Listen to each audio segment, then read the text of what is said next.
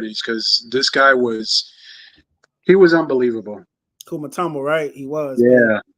He was, P. He was, P. Hold on. Did we go? Yep, Did we, it's live. it's live? Yeah, it says so. Okay, it's live. Okay. Mhm. It's live. It's live. All right, let's do this. Hold on, please. Let me turn this down. That's the only thing.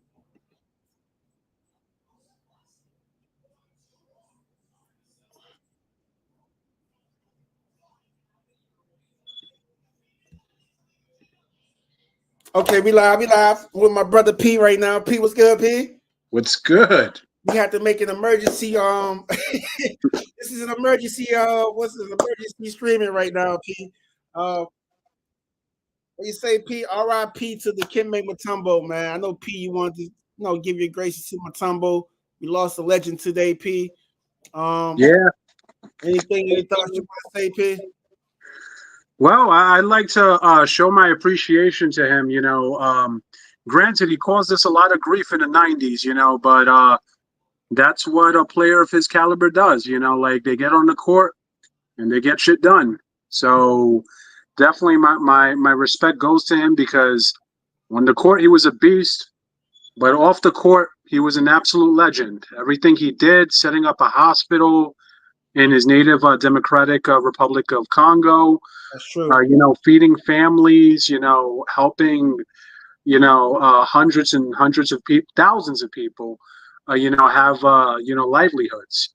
And that's something that, you know, compared to all the basketball accomplishments you could have, that pales in comparison to everything he's done as a humanitarian. So he has a express ticket to heaven for that. You know what, P? That's right, P. Like I think sometimes we take for granted the greatness of these players, like outside of basketball, P. You know, like you said, he was a humanitarian for his country in Congo. And sometimes we get too invested with these players, like we just look at them as commodities on the court, P, and we kind of forget about the hardship and stuff that they go through off the court, man. Me personally, Absolutely. not even knowing that he was sick with any type of brain cancer, anything. That's why it's mind boggling to me, P. You know, Yeah, he kept it under wraps. Like all he cared about was helping people, and he was a very private person, and like he didn't want like his sickness to get in the way of his mission. that's true, P. Quick question. Where do you rank him as far as like you know the great sitters in the NBA history? Where do you rank him at, P? In terms of a player or as a humanitarian? No, just a player. We talking straight, like just straight player, P. Where do you rank him at, P? He's one of the greatest centers that we've ever seen on the court. Like he's really really something else. I would rank him in the top 10. Top 10. Definitely. Yeah, not top 3, but I definitely top 10. I I, I agree, P. Definitely rank him in top 10 of big men that's ever played in our league. It just sucks that he never won a championship, man. And I know um we put so much emphasis on players winning championships that we think that just takes away because you think because they didn't win a championship that takes away from their greatness. And he came up in a time where the league was tough, man. He played against some great centers, man. You talking about Olajuwon, you Mm, talking about David Robinson, you know what I mean? You talking about Pat Ewing, you know what I yep. mean? So the game has changed, man. But definitely R.I.P. to Mutombo. Or you know what I mean, send our condolences to him and his family, his kids, and everybody, man. And I know P said he got some trading cards that's worth a lot of money from Mutombo. P said he gonna donate the proceeds. Yeah, definitely, because it's to further his mission. Like he focused on helping people, and I definitely want to make sure, like at least a piece of his legacy. Like I'm able to bring it forward. It's definitely awesome. The type of person he is, and like we should all emulate to be in some way like him. I agree. So I'm gonna take this moment of silence. R.I.P. to Mutombo. For a great player, humanitarian, and a person, man. We appreciate you and everything you gave to the league, man. All right.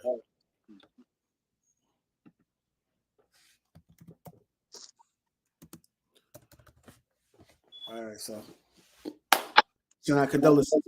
P. Now get to the elephant in the room, P. This is why we here, P. This is why we online right now, P. We here. I mean, the Knicks made a big trade. I'd say. So, maybe one of our biggest trades that we done made.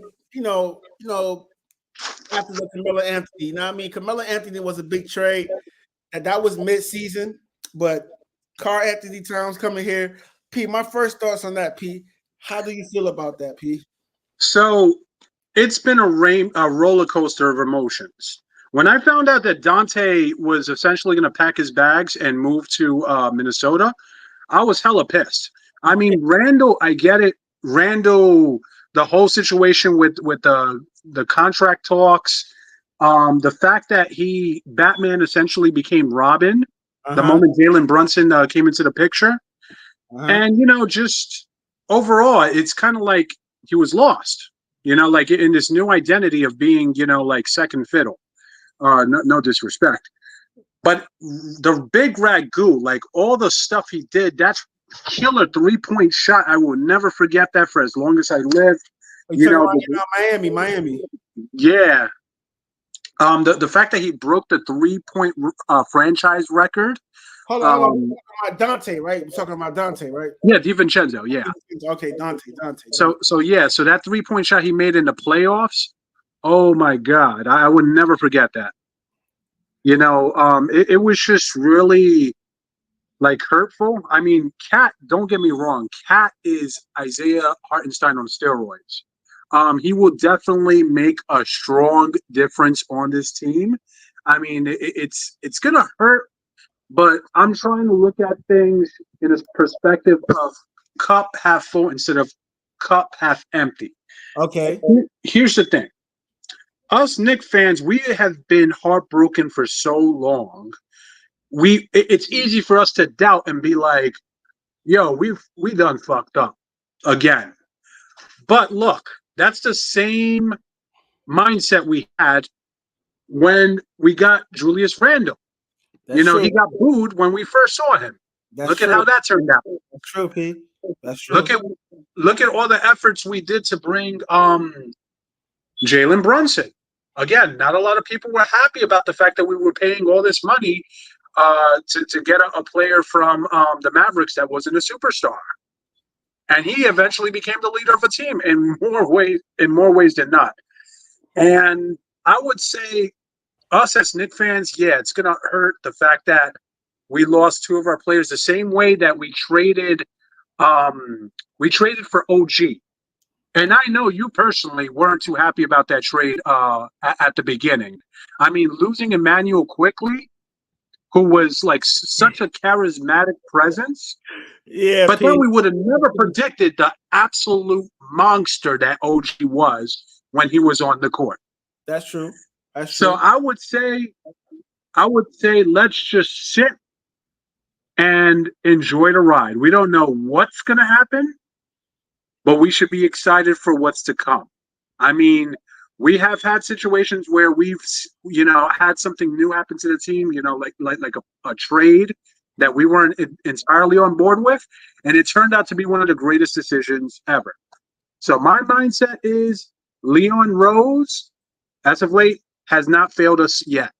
So I would say, like I've always said, let the man cook. Let Leon cook. What you saying, P? Yeah, let the man cook. Yep. I mean, to bring up the OG trade, P, it wasn't that, like you say, I wasn't too sure about the OG trade at first, only because of OG past history of being hurt, P. That was my only right. concern. And like you said, in the playoff, OG got hurt. Then I also was concerned about us having to pay him that massive amount to pay him this year, this past season. So, but healthy OG, I'm taking a healthy OG over RJ Barrett and Emmanuel quickly any day, Pete. Like I'm a healthy OGP. Yeah.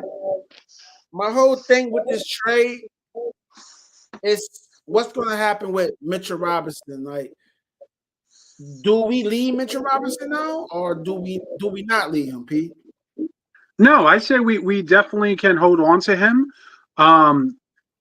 About Achua on the at the same time, Achua and for that matter, probably Sims. I don't think they're going to be on the team beyond the season. I mean, if you notice, we also got a diamond in the rough by the name of Tyler Kolek, and he's going to be an absolute beast. I have a strong feeling he will. But Mitchell Robinson should have a role in, assuming he stays off IG. Uh, he's yeah. But other than that, he should definitely he should definitely get some playing time because again, Cat is a great upgrade, but he doesn't have that grit that Mitchell Robinson does. So they can complement each other. Yeah. I mean, yeah, they can complement each other. Like you said, hold on, I forgot to say this. Derrick Rose, man. Derrick Rose retired. Leon Rose, last name Rose. This made me think about that, man. Derrick Rose, man. Shouts out to Derrick Rose, man. Such a great talent, man. Like I really don't believe that we'll see another player, with the capability of Derrick Rose per se, like so explosive, a guard, like so quick, his layup package, P, like, and this is a tough one, man, only because when he got hurt, his coach was Tom Thibodeau. And we know, oh man, and we know Tibbs got this thing, Pete, where he run his players into the ground, Pete. Mikal Bridges have not missed a game yet in his career. I'm pretty sure that's going to be put to test this year. yeah. Pete, hey Pete, do you Pete? No, if we stay healthy, Pete, what do you feel Tom Thibodeau have to do as a coach to improve his style of coaching, Pete? Well, he has to be a little bit more open-minded, because here's the thing. Basketball is not always consistent. Over the years, it evolves and new styles are incorporated. Same thing with music. And there's some, he should take the lesson of Phil Jackson. Phil Jackson, he was a good coach. I liked his triangle offense. Okay. But then when he tried that same shit with the Knicks, as the Knicks team president, that shit didn't work out. He made some of the stupidest decisions I've ever seen, and his triangle offense didn't do jack in a new era dominated by during that time it was Golden State, the Cleveland Cavaliers, and everything like that. That outdated triangle offense was just not doing us any favors. Nah, that Pete, and I know Pete. That's true, Pete. But that's true, Pete. And my thing with that move was James Dolan get a lot of flack, right? James Dolan get a lot of flack for people saying that he don't want to put a winning team out there on the court, right? But if you're not mistaken, James Dolan was paying Phil Jackson how much a year? Think about 25 a 15? year. 15, 25? 25 a year, Pete. He was paying him $25 million a Yeah. year. Phil Jackson robbed us, Pete. Phil Jackson, out of that Phil Jackson whole whatever that was, we got, who did we draft it? Kevin Knox, if I'm not mistaken. Frank Ntilikina. And don't even get me started on that contract they gave that Joakim Noah guy. We spent years paying him even when he left the team. That damn P. They- they- Now that you say that P, that just hit that just dawned on me too, P. I forgot about that whole Joe Canova shit, P. Like, um, yeah, P. I can honestly say that this front office, what Worldwide West them was doing, what how they putting this team together, P. I have no choice but to believe in them and to trust the process, and because it's like they haven't let me down yet, P. So I was a little confused about the Carl Anthony Towns, trade, but after having some time to think about it, and, me and you text all the time, and I know how excited you are. I can hear it in your text. I mean, P, but I have no choice but to believe that something good is going to happen out of this, P. Like what? I don't know. I'm not saying championship. I will pray for a championship, but we just have to see how it works, P. Do you think yeah. he's enough for the New York media, P? No, Nah. not in the slightest. No,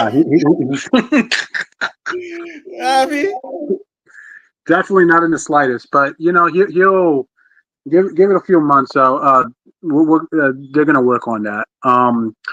And it's not going to. I don't want my fellow Knicks fans to believe that this is going to be smooth sailing. You got to remember that this trade happened less than a month before opening the opening season game, and so they're gonna need time to get them reacclimated to Tibbs' system of doing things, develop chemistry between the players. Because again, this trade, it sort of interfered a little bit with the chemistry component it because did. Ragu was a big part of it. But I think it'll be a bumpy ride, but give it a few months and we'll be okay. We'll definitely be okay. Definitely be okay, P. Okay, so on the scale, I'm just asking you questions, P, because I know you're a diehard Knicks fan, P. And on a scale of 1 to 10, like how confident or how do you feel about this? And I mean these moves on a scale of 1 to 10, this that just was made, P. The trade in general. Yeah. I would say honestly an 8 Okay. because it's a little bit on the higher side because of of the fact that we got Cat. He's even though he's a little soft, he's one of the best players in the league. Yeah. But it came at a heavy cost because we lost Randall, who was our former number one player and the one who brought us back into the map again as New York Knicks fans. We gave up the big Ragu, one of my most favorite players, a person who definitely came through in the playoffs. The Quan Jeffries, well, like that's negligible. A round pick, and then one of the lesser known casualties, Marcus Morris. Okay. He was waived after the trade. Yeah, he was. He was waived after the trade. I think that shocked me more than anything because, with Morrison, it's like that toughness with Randall gone. I felt like Morrison was like that veteran leader that that we lead. I mean, every team has that veteran leader, in the locker room, man. Like Haslam from Miami. That's where I was going, Pete. Like Haslam for Miami. Now with this next team, it's like who's that veteran presence that's in the locker room right now? There's none. I mean, they're all youngins basically. They're all youngins, man. So it's like, and I think people take for granted of how much of an importance that having a veteran player, what I mean, in your locker room can help out the young players. The closest thing we had to that recently was what's the name of that person we kept that player we kept signing to 10-day contracts? Taj Gibson. Yeah, Yeah, he was the Taj, closest thing we had to that this season. that's true. That's true. That's true. And but I think Taj is a Tibbs type of guy, and I think Taj kept getting these contracts because what Mitchell Robinson got hurt, then they brung Taj in. Julius Randle went down, then they brung Taj in. Like don't be surprised if you see Taj this year. I don't know if I wouldn't be surprised, Pete. But Yeah, he's like a gun for hire. yeah, do you think I'm gonna ask this a couple more questions, P? I'll let you go. I appreciate you. I just wanted to jump on here. Can Jalen Brunson elevate his game more this year? And how? Absolutely. There's no such thing as a there's no such thing as, like being a flatline in the NBA. You always have to constantly improve your game, step it up. And so he's going to step up his game, he's going to incorporate Mikal Bridges into this new system.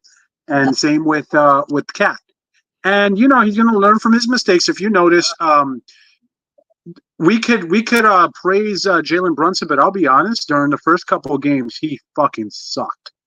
Like he was there were times the first couple of games in the playoffs, the last playoffs, he was doing really poorly. Yeah.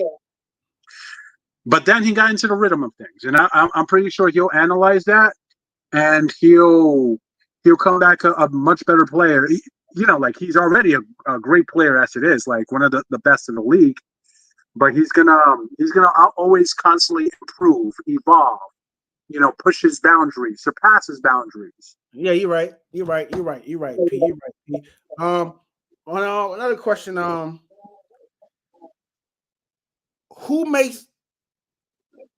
on our team is going to have the breakout season this year?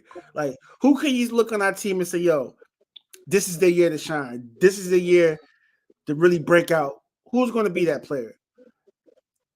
McBride is now one of the most important bench players that we have, especially now. His role is going to be much more pronounced now that Ragu's not in the picture. Yeah. He's going to have a big breakout season. And then further down the road, he's going to get a nice big contract. You think so? Yeah, definitely. I see it. Yeah, he's going to do big things this year. I'm gonna say I agree with you, McBride, but I kind of think that me personally, I thought McBride really, came forth last year, man. Like, a couple of those playoff games, McBride, he was doing his thing, P. I can't take it from him. Me personally, he did lose steam. He did lose steam close to like that like during the second round, like he started to lose a little steam. Yeah. Me personally, I'm gonna say Jericho Sims. Only because with Mitchell Robinson being out, right? Jericho Sims, they can put Jericho Sims at the center position. One, he's laterally quick. Two, he's a high flyer. You can throw the ball anywhere, he's going to catch it. Three, he got the ability to put the ball on the floor. You know what I mean? Like Hartenstein did. He's not scared to put the ball on the floor and go to the basket. Offensively, he don't have like the push shot that Hartenstein have, but I can see working with Karl Anthony Towns don't have to play the center, and they can do and Sims can play the center position, and I can see Sims having a breakout season this year. Think about it, he haven't been getting playing time because of the depth chart with Mitchell Robinson, then Hartenstein, then he haven't been getting his playing time, but now Julius is gone, Mitchell Robinson is hurt, Hartenstein is not there. Hey Sims, you've been in Thibodeau's system for 4 years now. This is your year. This is your year to have your breakout season. That's how I feel. That's how I feel. Absolutely. There's no denying what he's done on the court last season. It's just that the one thing he has to work on, besides the gameplay, like it could always be improved, but the one thing is confidence. And if you remember, Jericho Sims, again, great player during the season, But during the playoffs, he just looked fucking lost. There was this one game in which like they put him in because we were shorthanded. Yeah. And then like 2 minutes later, Tips pulled him out because he just looked lost. Yeah. I mean, So but he just got to work on his confidence and. But that was the same with Deuce McBride too. Remember, Tibbs used to put Deuce McBride in. Deuce used to be a liability on the offensive end. You know what I mean?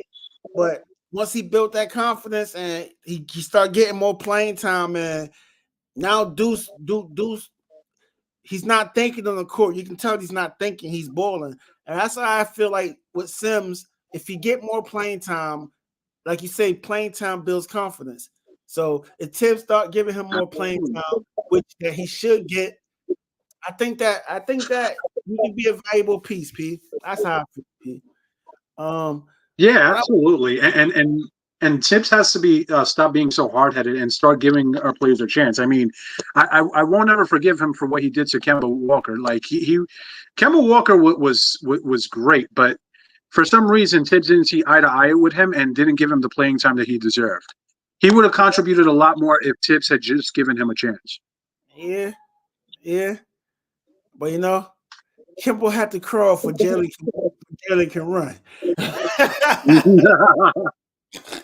hey, P. No, P. I'm not mad, P. But I'm gonna share this right here just because hold on, I'm gonna share this right here, P. Because hold on, P. Because this was big right here, P. Oh man. Oh yeah, I would never forget. P, we can't forget this, P. P, we can't forget this, P. P, where was you, P? Oh, I was at my friend's house, screaming and jumping up and down. Oh man. I'm gonna miss this guy so much. What a flurry for the Knickerbockers! Oh man, he was a beast. Yeah, P. My bad, P. I had to share that, P. Before we get up out of here, man. Like, hold on, P. But yeah, P. I just want to say, man. Especially Randall, man. We appreciate you, man. Like, I know you probably never hear this, but we Knicks fans, real diehard Knicks fans, we really appreciate you, bro. Like, you came here when it was a dark time, man, for us, where no player wanted to come here, man. And you can say what you want to say, P. He came here, you know, made the playoffs. Only missed the playoff one time, you know, while he was here, P. He was, you know what I mean, all NBA. You know what I mean, P? He all-star, P. Like he accomplished all that, P, while he was here. And I was honestly say that the change for our organization and Knicks, it started with Randall. And yep, he set the foundation for what we're becoming. Word, P. Yeah, P. Definitely. That's all I want to say, man. If you want to add something to that, but you know, when it comes to Randall, I would never have no Randall scandal, P. I just got to keep it real, P. Can't never have Randall. I would never. Sure, P. He did some own head shit, P. You know what I mean? It's hard for me to forgive what he did to quickly. Yeah, P. What he did, it's hard for me to forgive him for that, P. But P, he came here when nobody else wanted to come here, P. And for that, I commend him, P. Absolutely. Yeah, P. You want to lead the Knicks fans with something, P? You know what I mean? Some hope for this year. Dealing with, P. All I'm gonna say is, well, for those who remember Metal Gear Solid, for the PlayStation 1, there was this one song called "The Best Is Yet to Come," and that's what I want to tell Knicks fans: the best is yet to come, and one day we'll be marching through the streets of Manhattan with the goal in our hand. We're gonna win this. Our time is coming. It's been 50 plus years in the making, but our day is coming. Our day is coming, P. Brighter days are ahead. Like Pete said, brighter days are ahead. I just wanted to come up here and do a quick screen, man. It's been 30 minutes already, man. I appreciate you for taking time out your day. I know you're a busy person. Thank you. Appreciate you. Today was media day. The season starts. I would say 2 weeks now. Let's go Knicks, man. Let's go Knicks. Let's go Knicks. Let's go Knicks. Let's go, man. Appreciate you, my brother. There, man. All right, man. Be safe. Be safe. Yeah, man. That was P, man. P had to come in and chime in on our Knicks, man. Let's go Knicks, man. It would not be no Randall slander over here. Julius Randall, man, we appreciate you, man. Dante, we appreciate you. But we're gonna see what we can do this year, man. Hopefully we can make some noise this year, make some stuff happen, man. And let's really get over that hump, man. Yeah, so let's go Knicks, man. Tune back in next time.